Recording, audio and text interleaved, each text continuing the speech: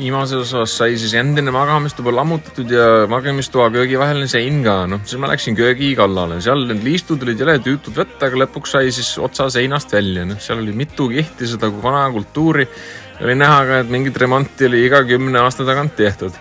Aga ei saanud ennem seina kallale minna, kui lagi pole maas, sest need suvalised liistud olid ees. Ja lae kallalt tuli siuke tolmupilv kaela, et iga kord pidin välja jooksma, et hingata natukese aega. Seal siis oli mulda, okkaid, seemneid, siuke sipelga pesamaterjal oli seal vahel. Ja ma ei jõudnud ära imestada, mis pagana kogused seda ikka välja tulid, et seal pidi ikka kena sipelga pesa olema.